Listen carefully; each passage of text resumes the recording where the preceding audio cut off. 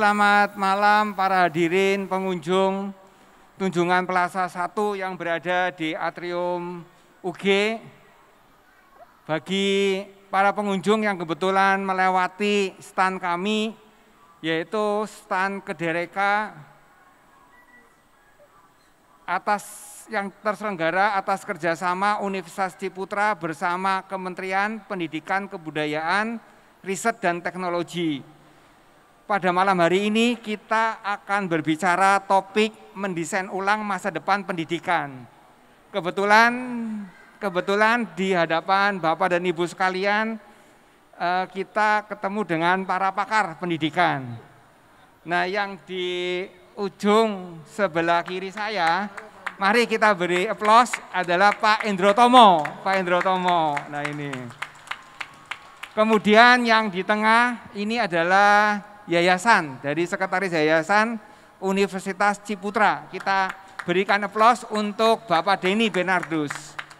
Kemudian yang tepat di sebelah kiri saya, ini juga pakar pendidikan dan pembelajaran, yaitu Bapak Sunu ya. Kita beri aplaus yang meriah untuk ketiga narasumber kita malam hari ini. Bagi Bapak dan Ibu yang kebetulan berada di sini, alangkah baiknya kalau kita meluangkan waktu sejenak untuk melihat bagaimana dampak COVID-19 yang memasuki seluruh kehidupan, tapi bagaimana dampak khusus dalam dunia pendidikan. Kita akan bertanya langsung kepada para narasumber yang kita temui pada malam hari ini. Monggo Pak Hendro mungkin bisa menceritakan Pak Hendro, bagaimana kondisi pendidikan di Indonesia saat ini, khususnya setelah terkena dampak pandemik. Silakan Pak Hendro. Bapak Ibu yang saya hormati, situasinya memang spesifik, banyak yang tidak mengira dalam 2 tahun terakhir. Jadi Bapak Ibu sekalian, kita yang ada di perguruan tinggi harus mengubah strategi dan cara berpikir untuk anak-anak yang belajar untuk ke depan. Jadi Bapak Ibu, situasinya semua mencari karakteristik dan mencari jalan keluar. Dan Universitas Ciputra sudah lama memikirkan ini, apa yang kita lakukan ke depan. Jadi ini yang penting. Situasinya sulit ditebak, ya, unpredictable. Tetapi kita mempunyai cara-cara untuk bagaimana menangani itu sedikit demi sedikit. Jadi itu yang kita usahakan untuk itu. Mungkin Pak Sunu nambahkan tentang itu.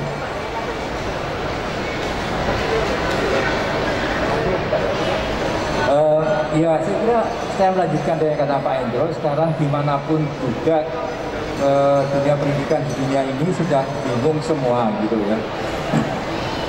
Jadi karena ada dua tantangan yang sangat besar sebetulnya. Pertama adalah adaptability atau kemampuan beradaptasi dengan situasi yang baru. Entah di Indonesia, di Malaysia, dimanapun harus beradaptasi dengan situasi yang baru. Dan yang kedua adalah problem solving, memecahkan hal-hal yang kita hadapi secara langsung. Sehingga harus merubah sistemnya, harus merubah kurikulumnya, dan harus merubah cara belajarnya, cara ngajarnya.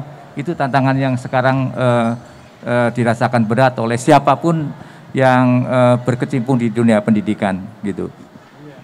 Menurut Pak Sunu, kira-kira negara Indonesia kita ini bagaimana? Apakah sudah mampu beradaptasi atau masih 50% atau sudah 100%? Ya. Saya mengkategorikan ada tiga kelompok, Pak David. Kelompok pertama adalah dunia pendidikan atau institusi pendidikan yang memang sudah siap dengan teknologi, dengan metode belajarnya. Jadi mereka tinggal seperti switch sebentar langsung bisa jalan, gitu. Jadi nggak ada masalah untuk institusi ini. Yang kedua adalah institusi yang masih menggunakan pola lama dan stick pola lama, tetapi sebenarnya mereka punya resources, sehingga mereka ada usaha untuk beradaptasi dan mencoba hal-hal baru, tentunya dengan kerja keras mereka mulai berjalan. Nah, yang paling berat yang tipe ketiga, kebiasaan mereka contoh wah ini saingannya ada, tidak tahu apa yang mereka harus kerjakan, sehingga yang mereka kerjakan adalah menunggu kapan COVID selesai gitu.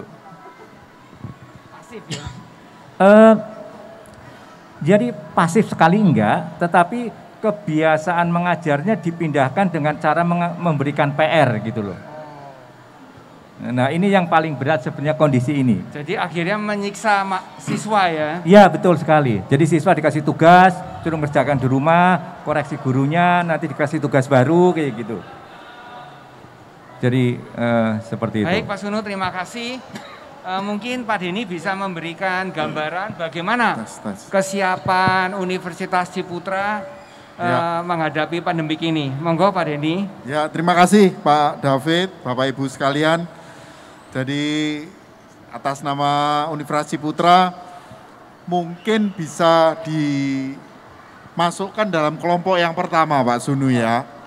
Jadi pastilah kami beruntung begitu Pak David, memiliki resources berupa dosen-dosen dan tenaga support, dan tentunya juga para suhu-suhu ini dari tim namanya TLC ya, Teaching. Oh, sekarang ganti ya? Innovation Pak. Oh Teaching ya. Learning Innovation Center Pak. Teaching Learning Innovation Center ya, yang berisi guru-gurunya guru ya, guru-gurunya dosen. Dan tentu saja ya para dosen yang berkemampuan untuk beradaptasi dengan teknologi ini dilengkapi juga dengan fasilitas Pak David. Betul. Ya, dalam situasi pandemi kami di kampus bukannya duduk santai, tapi justru melakukan pembangunan besar-besaran. Betul, Pak. Ya, teman-teman para mahasiswa yang hari Senin ini akan masuk ya, 1 November kita semua sudah akan masuk, para prodi-prodi yang ada, 14 prodi di Universitas Ciputra akan masuk secara tatap muka terbatas, akan melihat ya fasilitas yang dimiliki oleh para mahasiswanya ini pada baru semua Pak David. Ya, tidak hanya baru tapi juga tentu harus ya comply dengan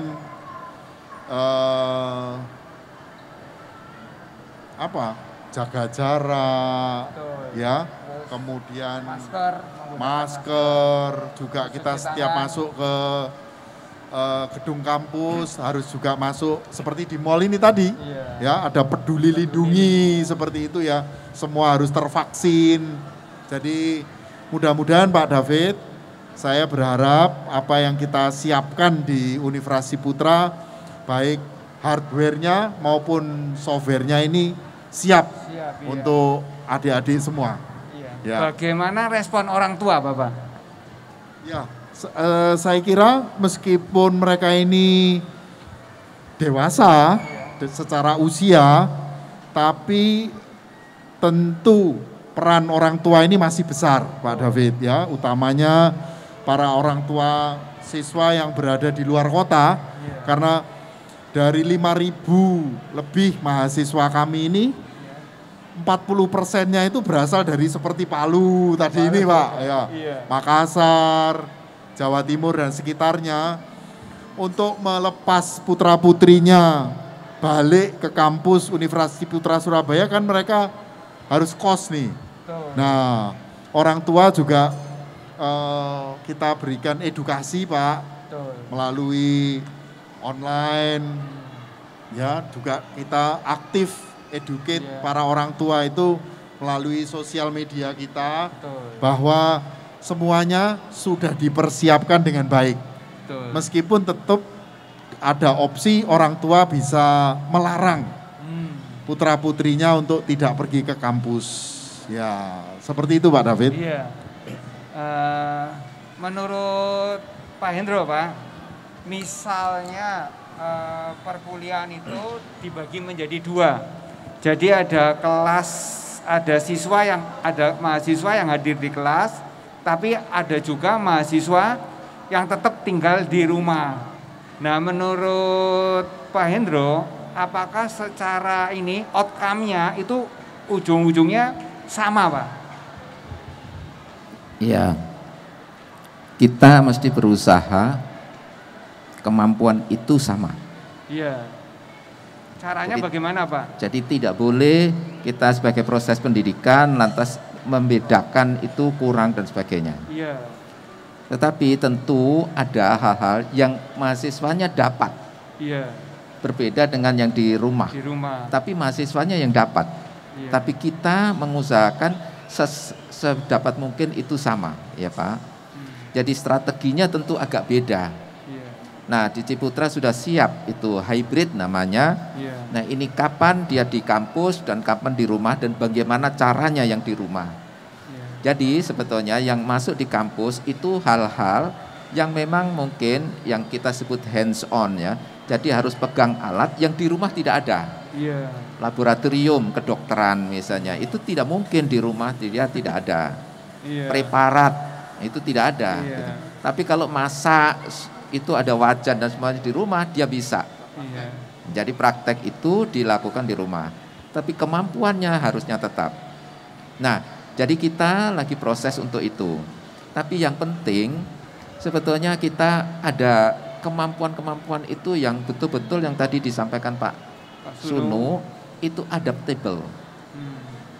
Dan itu ada forum ekonomi dunia itu yang menyatakan kemampuan itu ada 2 nanti. Setiap 4 atau 5 bulan itu upskilling. Jadi dia harus peningkatan kemampuan dalam waktu yang pendek. Bahkan reskilling, diubah karena itu hilang. Nah, inilah sebetulnya yang kita tunjukkan bahwa mana yang esensial, mana yang sebetulnya tambahan untuk yang 5 bulanan misalnya. Nah, ini yang kita sebut dengan adaptability itu diperlukan. Nah, kita mesti memilih mana yang betul-betul bisa dikembangkan dan mana yang sebetulnya nanti untuk bisa berganti. Nah, itu yang penting. Di UC kita sudah siapkan dengan cara itu. Begitu, Pak. Jadi dengan metode seperti itu Bapak bisa menjamin bahwa outcome-nya itu sama ya, Bapak ya? Ya, kita meluluskan berdasarkan outcome yang disepakati, Pak. Betul. Jadi kita tidak akan meluluskan orang yang tidak sepakat dengan outcome itu, gitu ya. Jadi tetap standar itu. Iya.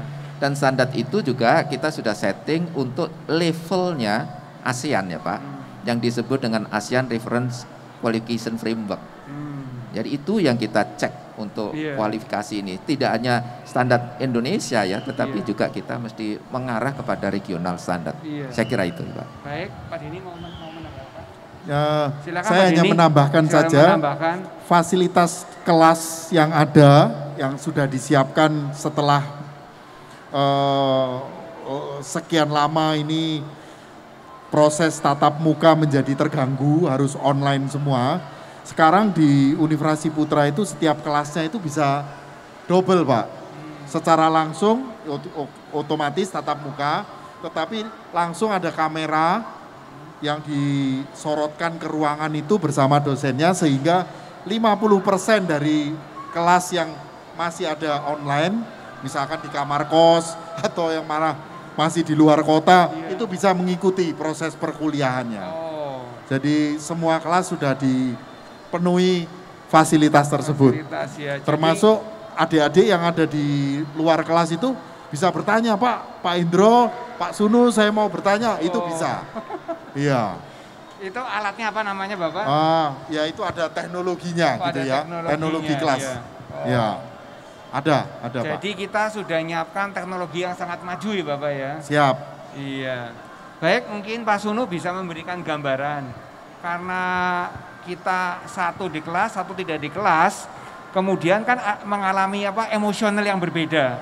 Nah, ini bagaimana Pak Sunu bisa memastikan bahwa emosional tersebut itu juga bisa dirasakan oleh yang ada di luar kelas, di mana situasinya sangat tidak bisa dikontrol oleh tenaga pengajar. Iya, Pak David. Jadi hal baru ini dihadapi bukan oleh tenaga pengajarnya tapi juga oleh mahasiswa. Iya, betul. Nah, ini menuntut memang mahasiswa di era sekarang itu dituntut tentang istilahnya otonomi belajarnya. Yaitu ada suatu tanggung jawab mandiri untuk belajar. Nah, baik di kelas maupun di rumah itu sama-sama mempunyai tanggung jawab. Jadi kalau mereka sudah memilih di rumah, mereka harus tanggung jawab belajar di rumah sesuai dengan kriteria tuntutan yang sama dengan kelas itu. Nah, untuk menjaga konektivitas di rumah dengan di kelas, termasuk konektivitas emosi, sebetulnya dosen-dosen masih bisa menggunakan diskusi kelompok. Nah, sehingga diskusi kelompok baik yang di rumah maupun yang di kelas ini bisa saling nyambung. Dan pembelajaran interaktif ini yang sebenarnya dikelola oleh dosen-dosen gitu. Jadi bukan hanya mendengar, tetapi berinteraksi satu sama lain. Itu cirinya adalah interaksi, gitu. Nah, mahasiswa ini dituntut dengan 3 jenis interaksi. Pertama adalah interaksi dengan materi yang sudah tersedia di learning platformnya. Nonton video, membaca dan sebagainya. Yang kedua, interaksi dengan teman, gitu. Dan yang ketiga tentunya interaksi dengan fasilitator atau dengan dosen. Jadi dituntut dengan 3 jenis interaksi ini yang untuk menghidupkan emosinya. Gitu mungkin Pak David. Iya, dengan di rumah berarti yang kehilangan 2 ya Pak Sunu ya. Yang teman dengan dosennya ya. Sebenarnya tidak Pak. Oh tidak ya. Interaksi secara online, sinkron langsung masih bisa dengan bantuan teknologi. Jadi secara interaksi enggak kehilangan. Kecuali kalau mahasiswa itu memutuskan sendiri, saya nggak akan berinteraksi. Misalkan di kelas diskusi, dia di rumah tidur gitu ya. Nah itu karena mahasiswa yang memutuskan itu. Jadi atas dasar kemauan sendiri. Kemauan sendiri gitu. Tapi secara fasilitasi dosen dan kelas tidak kehilangan gitu. Tapi ini tantangannya, wah jauh nggak dilihat oleh dosen, wes kameranya di off kan, dia melakukan kegiatan lain. Nah ini yang bahaya sebenarnya yang ini. Betul. Ini Bapak ini kan sebetulnya kan fasenya perubahan ini nanti bisa dari persiapan ini sampai menjadi kira-kira normal-normal seperti itu kira-kira butuh tahapan berapa lama ya Pak kira-kira Pak Sunu? Maksudnya normal yang seperti apa Pak? Normal yang bisa seperti kelas offline biasa, terus bisa berinteraksi, bisa kembali seperti kelas biasa. Jadi ini yang sebenarnya diperkirakan oleh para ahli, bahkan kami kemarin minggu yang lalu ya mengundang juga ahli dari Semarang, kita training untuk dosen-dosen, dan kami sepakat, jangan berharap kembali ke situasi yang lalu gitu loh. Jadi tidak akan ada gitu loh. Nah itu makanya kemampuan adaptasi tadi yang Pak Hendro katakan, jadi ada sesuatu yang memang sudah jangan kita harapkan akan kembali lagi gitu. Maka kita harus mencari beradaptasi dengan hal-hal baru yang ke depan gitu. Bukan beradaptasi kembali dengan kondisi semula yang lalu, itu tidak ada. Ini yang kita harus beradaptasi dengan problem solving, yaitu mencari hal-hal baru gitu. Ini tantangan yang menantang untuk kita semua gitu. Tapi memang menarik ya Pak Sunu ya, karena memang dari Kementerian Pendidikan kita, dia juga bilang bahwa kalau tidak ada pandemik ini, mungkin kampus-kampus kita, sekolah-sekolah kita untuk menjadi full online yang seperti saat ini, itu tidak jelas kapan akan terlaksana. Tapi justru karena ada pandemik seperti ini, Menteri kita itu setengahnya bersyukur. Karena ternyata proses online learning ini bisa berjalan dengan sangat cepat kan begitu. Betul. Mungkin Pak Denny mau kasih komentar, silakan ya, Pak Denny. Setuju itu. Jadi sebelum pandemi sebenarnya Universitas Ciputra juga sudah mengagendakan ya Pak Sudah, ya. 2 tahun sebelum pandemi. Tapi sudah. saya tahu bahwa kecepatannya itu slow. Lambat. Iya. Masih ada alasan. Iya, itu kan masih fata morgana ya. Itu nanti masih gitu. Tapi begitu kena pandemi Pak David ya mau tidak mau, suka tidak suka, siap tidak siap, harus belajar. Iya. Ya. Tiba-tiba langsung bisa semuanya. Ya, Pak. beruntungnya kita juga ada kemudahan usia ya dari universitas dan juga budaya kita untuk selalu kita punya budaya integritas, profesionalisme dan entrepreneurship ini. SDM di tempat kita itu mudah untuk diarahkan dari para senior-senior kita ini. Ya, minimal mudah dipaksa lah Pak. Ya, mudah dipaksa, betul. Jujur aja Pak Sunu ya, kalau nanti ini kembali ke normal, tapi new normalnya itu, kalau di antara dosen-dosennya malah seneng online itu bagaimana itu Pak Sunu? Ya, kalau saya ngajar mungkin saya lebih milih online Pak Sunu. Ya, inilah sebetulnya mindset yang baru buat dosen ya. Jadi kalau nanti adalah sekarang kan ada tiga jenis mengajar. Kalau dulu hanya satu jenis mengajar, yaitu mengajar tatap muka satu kelas gitu. Nah, ke depan itu ada 3 jenis gitu. Pertama adalah jenis tatap muka, yang seperti yang biasa. Kedua adalah jenis online 100%. Dan yang ketiga jenis hybrid itu, separuh di kelas, separuh di tempat lain. Nah, ini adaptasi dosen kan. Jadi dosen tidak bisa berpikir saya hanya menyiapkan yang tatap muka saja. Saya hanya menyiapkan yang online saja. Tapi 3 kemungkinan itu diperhadapi oleh dosen dalam waktu yang bersamaan. Nah, ini yang tantangan dunia. Iya. Saya mau lapor dengan Ibu Kaprodi soalnya. Nanti kalau sudah online-nya berakhir, saya mau tetap online saja. Iya, memang betul. Pak Denny, yang menarik ini dari program studi Magister Manajemen itu pada waktu full offline itu nilai kepuasan mahasiswa itu hanya sekitar 4,3 dari 5. Lah itu untuk naik ke 4,5 susahnya setengah mati. Tapi setelah kita kuliah secara online, ternyata kepuasan mahasiswa itu dengan mudah kita mencapai 4,6. Nah itu. Jadi memang luar biasa. Jadi dengan adanya online ini justru akhirnya program studi Magister Manajemen itu bisa menempati urutan tim pengajar kedua setelah kedokteran. Nah itu.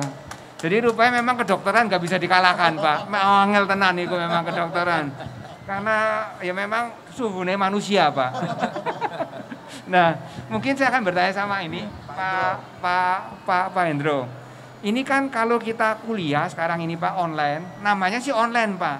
Tapi ujung-ujungnya itu sebetulnya hanya memindahkan saja kelas yang real ke kelas yang virtual, yaitu kelas yang virtual. Nah itu dengan cara apa?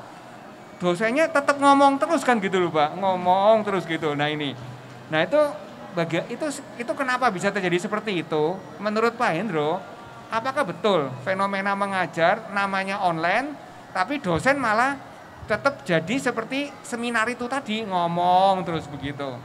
Monggo Pak Hendro memberikan respon. Baik, jadi sebetulnya TLC, Teaching Learning Innovation Center, itu berusaha untuk mengubah mindset setiap dosen bahwa kita tugasnya bukan mengajar ngomongi telling ya. Iya. Itu sudah lewat itu. Iya. Dan walaupun dia offline sebetulnya tidak ada itu. Nah, cara kita adalah kita hanya memberikan waktu 10 menit sampai 15 menit, kemudian bentuknya adalah interaktif. Nah, itulah sebetulnya menjadikan mahasiswa itu seperti mendapatkan perhatian terhadap apa yang dia kerjakan. Nah, inilah sebetulnya kepuasan dia akan dapat lebih naik karena dia punya waktu yang kita bisa dialog. Itu yang pertama ya Pak. Yang kedua, dosen itu mesti mengadaptasi dengan perkembangan teknologi informasi. Jadi tidak bisa semuanya itu ditangani sendiri kayak tanpa apa-apa, itu sudah lewat itu. Iya. Jadi misalnya kita menggunakan materi itu di mana-mana ada. Tapi bagaimana kita memilih dan membuat instruksi pada mahasiswa, di situ loh tempatnya, ini loh yang kamu mesti pelajari. Nah itu berbeda sekali dengan saya cuma ngomongi. Karena yang diomongkan itu di luar sana banyak. Di web banyak sekali dan lengkap. Nah oleh sebab itu yang kita ajari adalah memfasilitasi bagaimana mahasiswa itu mencapai kemampuannya menurut karakteristiknya dia. Nah, mindset ini yang perlu dikembangkan pada dosen yang sekarang. Jadi beda zaman saya dulu waktu mengajar bapak-bapak. Ini beda. Saya masih pakai kapur, saya menulis di papan, contohnya pakai kapur ya Pak waktu transparansi ya, jadi contohnya. Sekarang menjadi aneh itu. Ya, overhead proyektor itu. Jadi itu harus berubah. Nah, mindset dosen bukan hanya peralatan yang berubah. Di dalam peralatan itu sebenarnya ada program-program yang mengubah juga perilaku kita. Nggak bisa lagi. Jadi kita tidak bisa misalnya, Bapak tidak mungkin sekarang ke kantor tanpa bawa HP. Zaman saya ngajar, begitu HP ada, saya minta mahasiswanya menutup HP. Tapi sekarang silahkan dibuka HP-nya, karena kita menggunakan itu. Jadi sudah berubah, Pak. Nah, kalau dosen masih tetap saja seperti tadi disampaikan Pak David, itu seharusnya dia sudah tidak jadi dosen, Pak. Ya, Pak. Jadi mesti berubah profesi, saya kira. Begitu, Pak David ya. Dan Ciputra sudah mengubah ini. Kita betul-betul berusaha untuk kita pada zamannya. Anak-anak itu nanti hidup pada zamannya dia, bukan zaman kita. Ya, saya kira itu. Saya berikan contoh ya Pak, contoh ini contoh yang real. Jadi semester ini saya ngajar mahasiswa semester 1. Semester 1 untuk manajemen. Iya, manajemen internasional ya Bapak ya? IPM ya. Nah, model perkuliahannya kan modelnya kayak penugasan ya. Membuat proyek kecil tetapi dengan mengerjakan proyek dia akan belajar banyak. Jadi salah satu sistem yang saya terapkan, saya menjelaskan sebentar. Karena materinya sudah ada di e-learn, bisa nonton video, bisa membaca dan sebagainya. Sehingga saya berikan kesempatan bagi mereka untuk mentoring. Nah, sistem mentoring bukan hanya pada waktu jam kuliah, tapi saya silahkan mereka untuk booking dengan Google Calendar. Gitu. Mereka bisa lihat kapan saya kosong. Nah, saking semangatnya ini karena mahasiswa semester 1, jam makan saya diterobos semua, Pak. Jadi tahu ini kosong jam 12 sampai jam 13 kosong langsung di booking. Sehingga saya makannya siangnya ya di sela-sela itu. Tapi ini sebetulnya dinamika di era sekarang. Jadi mahasiswa aktif tadi ya, walaupun dia ada di mana-mana, bekerja secara kelompok, secara grup, tetapi mereka masih berinteraksi. Berinteraksi dengan saya, berinteraksi dengan teman untuk mengerjakan tugas gitu. Dan mereka bahkan berinteraksi dengan masyarakat, karena kami minta ada 2 untuk 2 minggu ini, wawancara dengan narasumber, kemudian survei, membuat survei tentang calon kayak segmen pasar. Nah itu mereka bisa lakukan Pak, yaitu dengan Google Form mereka bisa sebarkan gitu. Terus untuk narasumber mereka kontak-kontak orang untuk mewawancarai gitu. Nah itu mereka pakai. Nah inilah sebenarnya interaksi secara emosi, terjalan, berkomunikasi dengan orang lain, berinteraksi dosen. Jadi sebetulnya fasilitas ini sangat memungkinkan sekarang. Dan itulah baik dosen maupun mahasiswa dituntut dengan perilaku yang baru. Jadi nggak bisa mahasiswa hanya nunggu apa yang akan diceramahkan oleh dosen gitu ya. Nunggu apa yang dibacakan oleh dosen, nunggu apa yang nanti diputarkan videonya oleh dosen, nggak bisa lagi. Nah, gitu. Baik Pak Suno, terima kasih. Ini juga kebetulan di sini kita bersama Pak Denny ya. Pak Denny termasuk salah satu dosen yang cukup digemari ketika Pak Denny mengajar, kan skornya cukup tinggi Pak Denny. Terima kasih. Nah, mungkin Pak Denny bisa sharing kan, bagaimana pengalaman Pak Denny atau kiat-kiat apa sih? Karena Pak Denny ini termasuk orang yang selalu ingin maju semua dicatat begitu. Jadi improve itu cepat sekali Pak Denny. Nah, mungkin Pak Denny bisa sharing kira-kira kiatnya bagaimana sih Pak untuk pembelajarannya itu menarik dan disukai mahasiswa. Silakan Pak. Ya sebenarnya ada yang nomor 1 yaitu adalah Bu Tina. Mana ini Bu Tina? Bu Tina ini digemari nomor 1. Saya mungkin di bawahnya Bu Tina nih ya.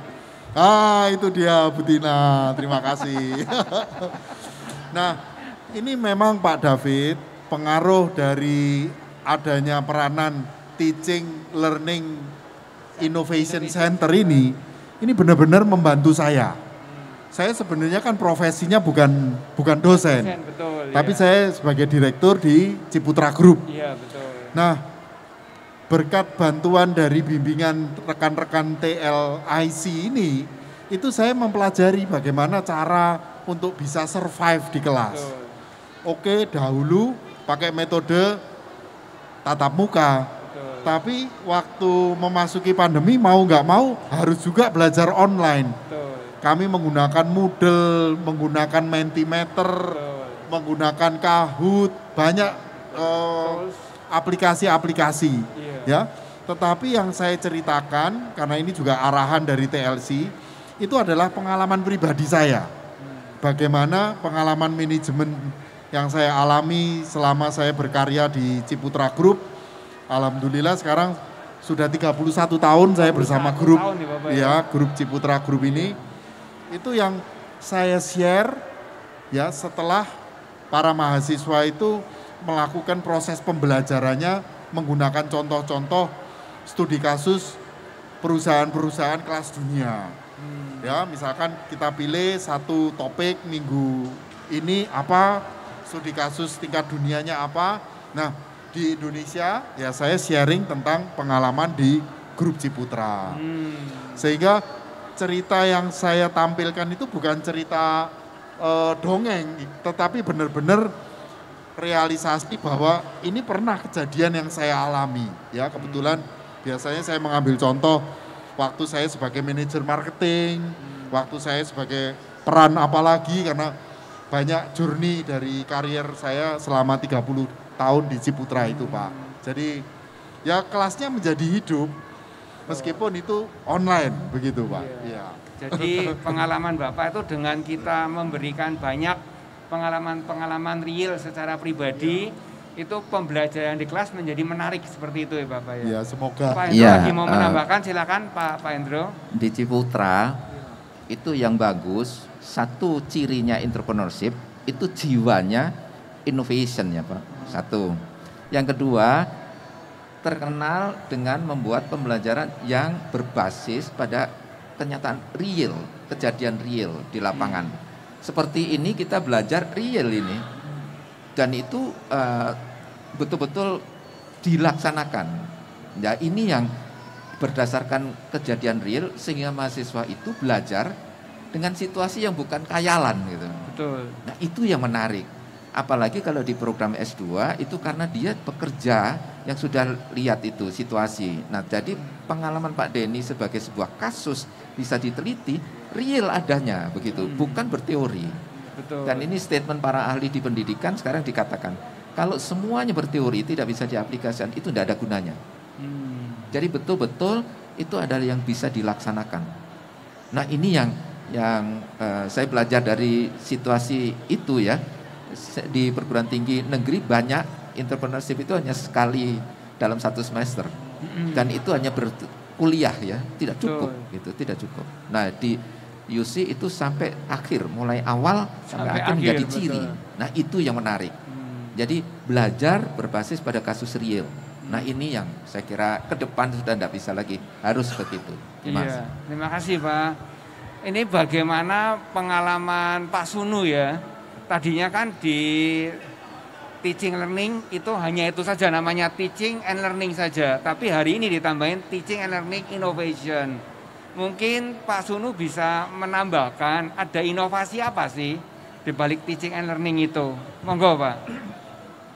Ya, jadi memang center ini ditugasi oleh universitas untuk kembali, apalagi dalam situasi yang sekarang itu. Jadi ingat pada waktu COVID tiba-tiba semuanya dipaksa untuk work from home. Kami semua kan panik, termasuk Pak Denny juga panik kan. Panik pada waktu itu. Sehingga dalam waktu yang 2 minggu, kurang lebih ya Pak Denny ya, 2 minggu kita harus switch gitu. Betul. Nih, semuanya harus survive. Nah, itulah sebetulnya inovasi by terpaksa kan. Iya. Jadi berubah, mencari hal baru karena terpaksa.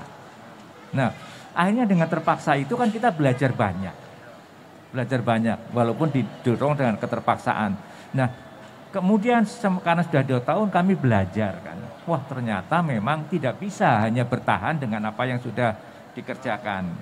Maka harus mencari cara-cara baru. Nah contoh yang paling konkret sekarang itu adalah UC sedang mempersiapkan kurikulum baru yang sudah mengadaptasi situasi baru. Kalau kurikulum yang sekarang berjalan itu kan kurikulum yang memang disiapkan pada waktu situasi normal. 2018 karena situasi normal, tatap muka normal itu di situ disiapkan. Tapi sekarang sedang mempersiapkan kurikulum baru yang sudah mempertimbangkan hal-hal baru yang terjadi di kebelakangan ini. Nah, ini sedang kita godok terus sehingga nanti tahun 2022 tahun depan rencananya mau di-launch tentang kurikulum baru. Nah, inilah sebuah contoh inovasinya. Ini yang untuk dunia pendidikan, kurikulum itu menjadi sesuatu yang sangat sentral. Jadi jiwanya ya Pak ya? Iya, jiwanya. Dan contohnya nanti di dalam kurikulum baru, mahasiswa diberikan otonomi yang lebih di dalam memilih programnya, memilih karirnya, sehingga program tidak selalu harus sama satu mahasiswa dengan mahasiswa lain gitu. Jadi dia karirnya mau apa, dia harus bisa menentukan karirnya ke depan, dia menciptakan karirnya sendiri. Nah, dia akan mengambil mata kuliah ini, bahkan mengambil mata program yang lain gitu. Nah, ini yang sedang dipersiapkan, innovation itu. Kemudian innovation di dalam strategi belajarnya kayak tadi, yang tadinya hanya satu tatap muka menjadi online, menjadi hybrid gitu. Ya, itu jadi hasil pemikirannya dituangkan dalam suatu rencana membutuhkan biaya, tinggal datang ke Pak Denny, Pak ini tolong dibelikan ini kita gitu. Jadi tugas kami hanya minta gitu aja. Siap. Pak Suno, ini kan kalau kita perhatikan kan, kalau outcome-nya tadi itu based on karir, itu kan kadangkala karir orang itu ternyata bisa berubah. Nah kalau pendidikannya kita itu menekankan pada karir, ternyata misalnya karir saya ini mau ke arsitek. Ternyata akhirnya karir saya itu berubah menjadi ke bisnis misalnya. Nah itu bagaimana? Jadi kan kita tidak mempersiapkan untuk perubahan itu Pak. Nah itu bagaimana mengantisipasinya? Nah itulah sebetulnya di dalam nanti kurikulum baru itu ada 2 tahapan besar. Yaitu tahapan fundamental. Jadi orang harus belajar sesuatu yang applicable, jadi bukan objeknya ya Pak, tetapi tentang cara beradaptasi dengan sesuatu yang baru. Gitu. Jadi cara berpikirnya, misalkan contoh. Contoh realnya ya Pak ya. Setiap apapun yang ada pelajari, seperti ini sekarang ya, bisnis apapun, Pak David kan mengajarkan tentang cara berinovasi kan. Betul, iya. Nah, sehingga kemampuan berinovasi harus dipunyai oleh siapapun dalam konteks apapun. Nah, maka itu yang dikunci, Pak. Dikunci. Sehingga nanti ketika dia milih sekarang 5 tahun ke depan milih karir A, ya dia punya habit inovasi. Tapi nanti switch ke konteks lain, ya tetap dia inovasi gitu. Nah, ini adalah contoh-contoh kemampuan yang dia harus ada. Nah, maka tim kurikulum universitas itu memetakan kemampuan-kemampuan apa yang harus dimiliki oleh setiap mahasiswa di Universitas Ciputra. Berarti kita mengajarkan bagaimana caranya belajar. Iya, bagaimana cara belajar untuk menumbuhkan kemampuannya. Gitu. Untuk begitu. Nah, sehingga diidentifikasi kemampuan-kemampuan tertentu ini menjadi suatu hal syarat utama di era sekarang. Gitu. Pak Denny mau menambahkan, Pak Denny, monggo. Cukup. Saya cukup, ikut Pak Sunu. Oh. Nah, bagaimana Pak Indro, monggo. Pak Indro. Iya, istilah edukare ya, educare itu adalah menumbuhkan Pak. Tapi menumbuhkan itu berdasarkan yang dia miliki Pak. Jadi kita tidak bisa memaksa. Maka ada perubahan itu adalah habis di semua dosen, di semua dunia ya. Jadi misalnya Bill Gates misalnya ya Pak, yang terkenal itu mungkin dalam sekolahnya tidak berhasil ya. Jadi tapi dia berubah karena dia cara belajarnya ada, dia membuat. Tetapi ada passionnya. Jadi orang punya passion yang bisa berubah. Dulu jadi arsitek misalnya, Pak ini wah itu passionnya. Begitu itu meningkat, loh saya bisa belajar lebih dan bisa bergeser perannya. Tapi pasti menggunakan cara berpikir itu kreatif, itu biasa. Tidak. Nah, jadi yang dilatih di dalam education tadi, educare adalah seperti tadi disampaikan Pak Suno. Oh, berpikir, kemudian dia cara bertindak, belajar dari situ, cara bersikapnya apa. Nah, itulah terus ditumbuhkan. Dan sekarang bukan karena dosennya minta, tapi karena dia memang pengen itu. Sehingga memang betul Pak, situasinya berubah, dia adaptable, bisa berubah dengannya. Jadi itu hal yang biasa, tidak ada masalah itu. Jadi itu di dunia begitu Pak. Jadi tidak ada yang saya bangga jadi tukang becak 20 tahun, ya itu yang keliru. Keliru ya Pak. Jadi itulah tumbuh. Jadi dulu saya tukang becak, tapi sekarang jadi pemilik becak, terus sekarang dari pengusaha becak, berikutnya dia hanya menulis tentang begitu ya. Jadi tidak ada masalah. Saya kira itu ya Pak. Iya. Pak, mungkin langsung ke Pak Hendro lagi, Pak Hendro. Kebetulan kan kementerian kita itu kan sedang menerapkan MBKM, jadi Merdeka Belajar Kampus Merdeka kan begitu. Dan itu kan sangat revolusioner kan, khususnya terhadap pendekatan kurikulum kita. Nah ini bagaimana kira-kira Pak gambaran bocoran ini, bagaimana kurikulum UC itu mampu mengadaptasi ya perubahan yang disarankan oleh Menteri Pendidikan kita. Silakan Bapak. Baik Bapak, membuat kurikulum itu sebetulnya memang pemikirannya yang penting ya Pak. Jadi kurikulum itu dulu cuma seperti dianggap mata kuliah. Padahal tidak. Di balik mata kuliah itu pemikirannya bagaimana, begitu. Yaitu proses pendidikan menumbuhkan tadi educare ya Pak. Nah, kurikulum itu programnya. Nah, kita 2018 itu sudah memikirkan hal itu. Misal itu ada pilihan antar prodi, itu untuk membuat passion tadi diwadahi Pak. Saya kedokteran, tapi saya pengen nanti tempat kerja saya inovasi dan senang pasien saya dan dia merasa tenang. Itu tidak ada diajari di kedokteran, dia akan bisa belajar di interior misalnya. Kemudian saya pengen memasarkan obat-obat, saya pengen belajar marketing, saya belajar di manajemen. Jadi itu sudah diberi wadah kurikulum 2018. Jadi konsepnya begitu. Nah, pemerintah yang membuat ini sebetulnya melihat situasi perubahan itu. Nah, kita sudah antisipasi semacam itu. Sehingga dengan perubahan yang terakhir sebetulnya kita mudah sekali.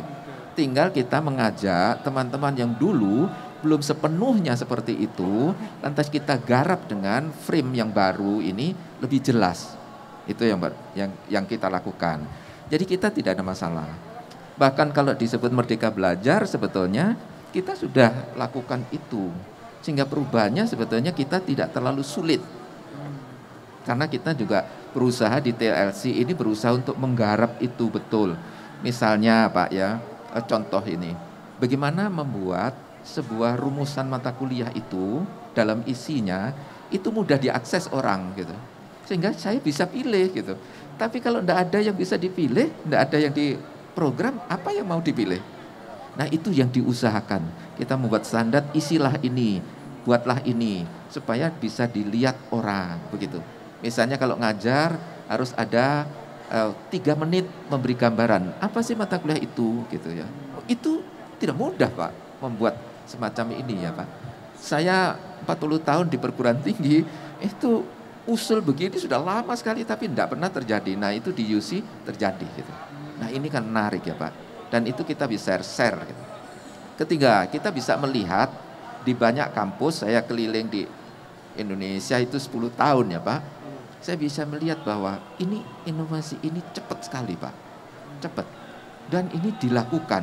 Dulu saya bayangkan entrepreneurship itu tidak akan dilakukan. Itu ternyata itu dilakukan. Nah disitulah proses inovasi itu menjadi kuat sekali Pak.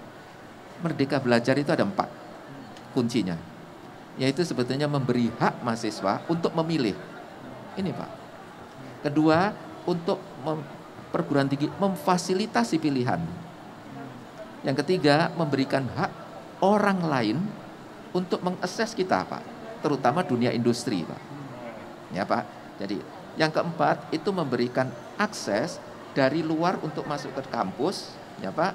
Orang industri bisa ngajar di kampus dan kita bisa masuk di industri.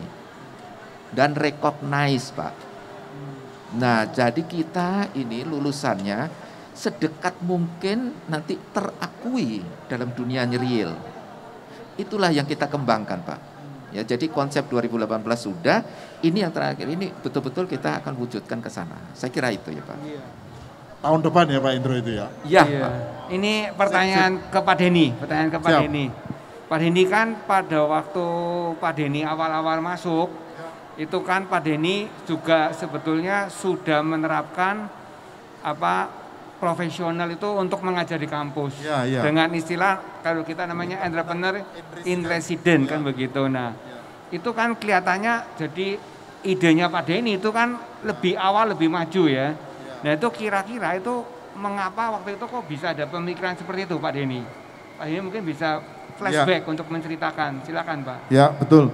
Jadi Pak apa yang disampaikan Pak Endro dan Pak Sunu ini saya sangat setuju. Karena di tahun-tahun tersebut kami itu merasa bahwa lah dosen-dosen kami ini kan tidak semua punya pengalaman berentrepreneur Pak Indro. Jadi bagaimana ya dosen kita yang mampu menjalankan metodologi pengajaran tapi kontennya dia tidak memiliki. Ya sehingga akhirnya kita berdiskusi dengan teman-teman. Saya kira juga waktu itu sudah ada TLC ya Pak Sunu ya. Itu untuk melibatkan para entrepreneur yang mau berbagi ya untuk masuk di dalam kelas. Jadi setiap kelas itu memiliki ya kita sebut sebagai fasilitator. Jadi dalam satu kelas di Universitas Putra di hari Rebo itu dosennya 2 atau fasilitatornya 2. Satu dosen dari Universitas Putra yang relatif muda-muda bisa mengajarkan. Tapi juga ada satu dosen di dalam kelas itu yang sebenarnya dia bukan dosen, tapi punya pengalaman berentrepreneur di luar kampus. Jadi dua background yang berbeda ini dijadikan satu untuk mengajarkan kepada mahasiswa dalam satu kelas. Jadi ini yang model terobosan inovasi di Universitas Putra di hari Rebo, apapun jurusannya belajar entrepreneur. Pengajarnya juga 2, 1 dari internal dosen, 2 dari para entrepreneur sukses yang mau berbagi di kampus. Iya. Iya itu saya kira terobosan yang cukup spektakuler ya Bapak ya. Iya.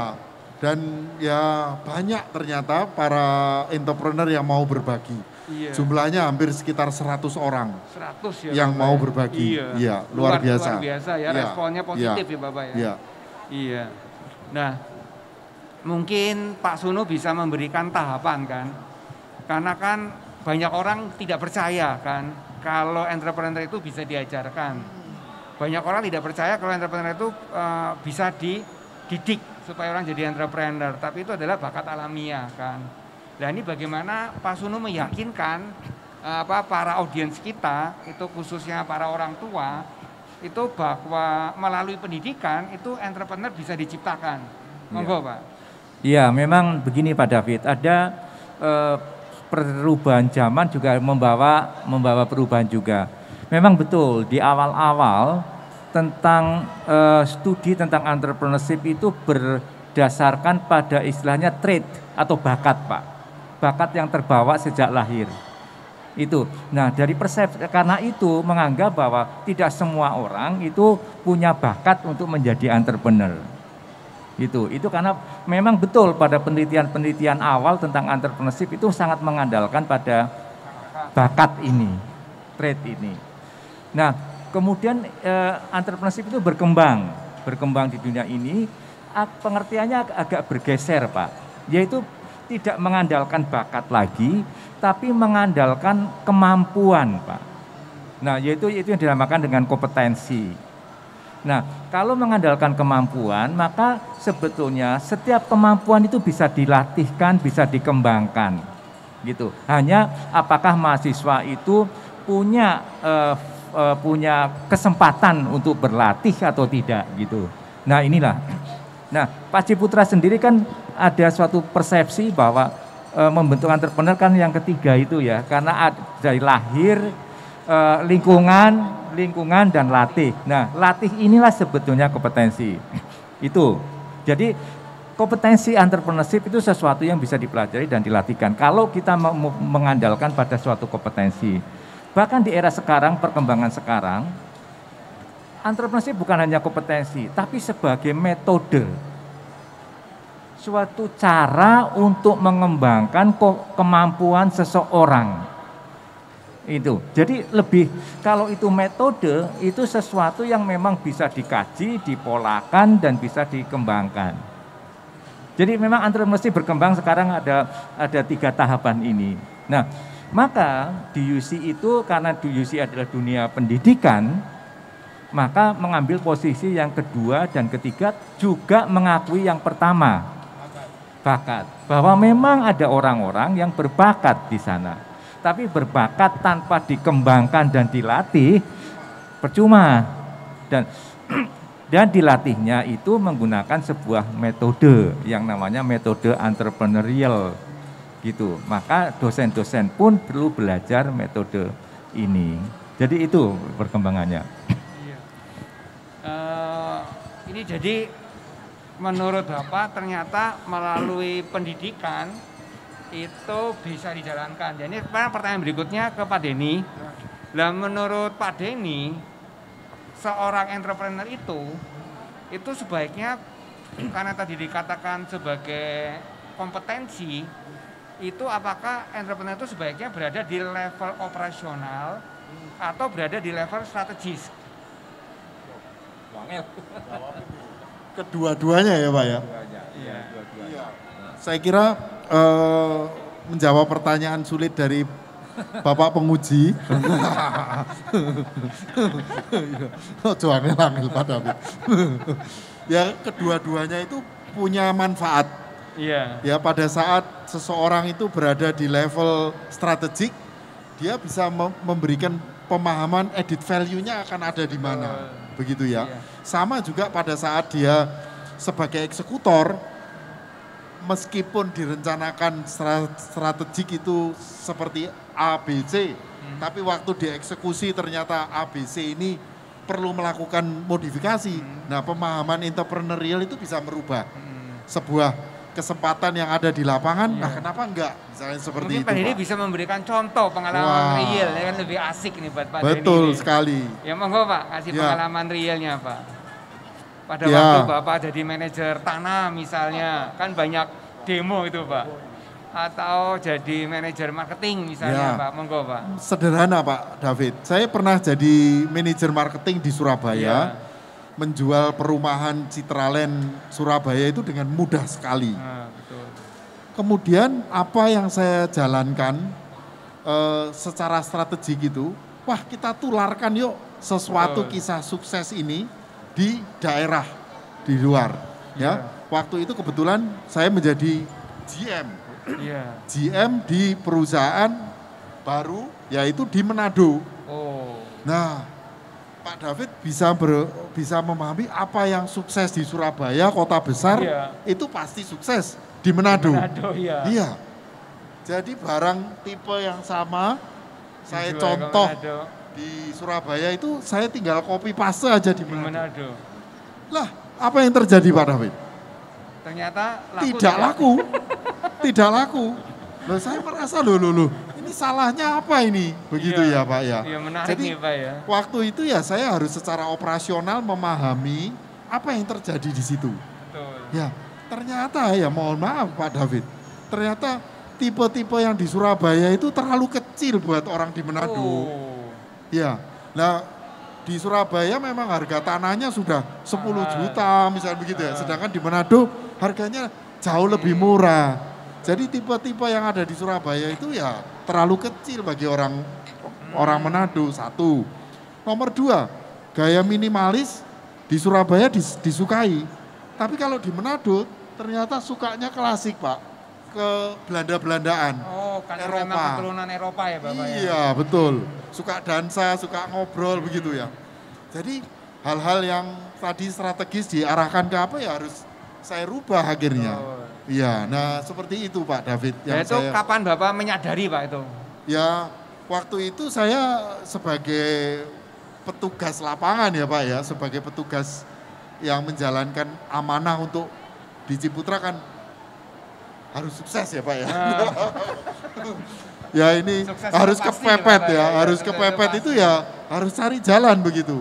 Cuman kalau sekarang saya senang bahwa pengalaman itu tidak hanya sekedar pengalaman bagi kehidupan saya pribadi, tapi saya bisa ajarkan kepada para mahasiswa. Itu saya yang paling saya nikmati itu seperti itu. Iya, ya bahwa Pengalaman baik atau pengalaman buruk itu bisa menjadi pembelajaran. Betul. Ya. Luar biasa nih Pak pengalaman Bapak ya. Terima kasih. Nah, ini Ibu Damelina ada di mana ya Ibu Damelina?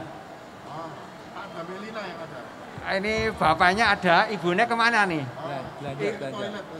Oh ibunya masih ke toilet karena saya mau minta sharing tentang inovasi.